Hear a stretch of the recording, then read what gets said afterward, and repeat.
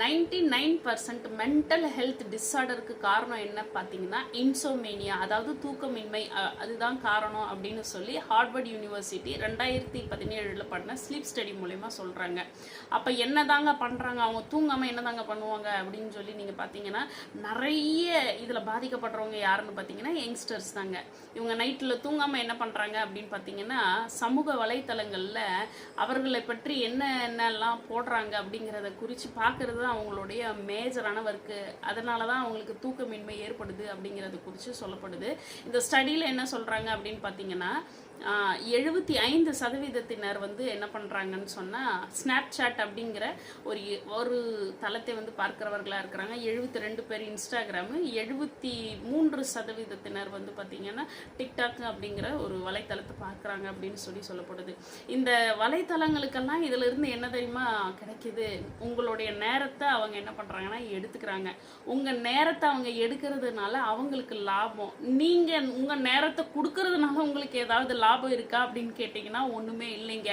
ஆனால் உங்களுக்கு நீங்கள் இதிலேயே நேரத்தை செலவிடணும் அப்படிங்கிறதுக்காக அவங்க நிறைய பிளான் பண்ணுறாங்களாம். இதை பற்றி அவங்க ஒரு சைக்காலஜிக்கல் ஸ்டடியே பண்ணியிருக்கிறாங்க அப்படின்னு சொல்லி இந்த ஆய்வு சொல்லப்படுது. எப்படி சைக்காலஜிக்கல் ஸ்டடி பண்ணுறாங்க அப்படின்னு பார்த்தீங்கன்னா, நீங்கள் ஒரு உதாரணத்துக்கு சொல்கிறேன், ஒரு ஃபேஸ்புக்கில் ஒரு ஃபோட்டோவோ ஒரு வீடியோவோ நீங்கள் அப்லோட் பண்ணுறீங்க.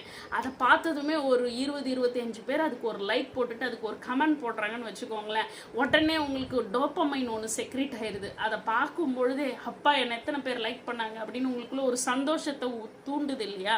அந்த ஒரு விஷயத்தை அவங்க உருவாக்கி விடுறாங்க.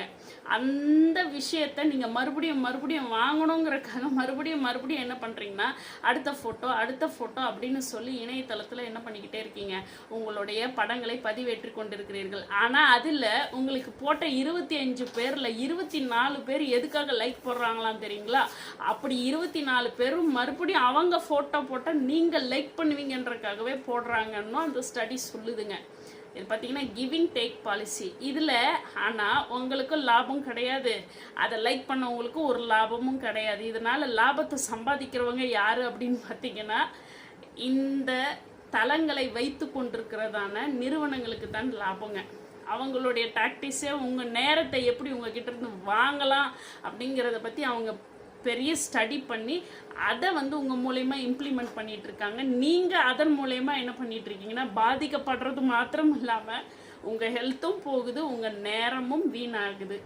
உங்கள் நேரத்தை வீரியமாக்காமல் அதை வேறு எதுலையாவது நீங்கள் இன்புட் பண்ணிங்கன்னா உங்கள் நேரத்தை நீங்கள் நல்லா பிரயோஜனப்படுத்தி கொள்ளலாம். ஸோ வேறு ஒரு வீடியோ மூலமாக உங்களை நான் சந்திக்கிறேன். நன்றி.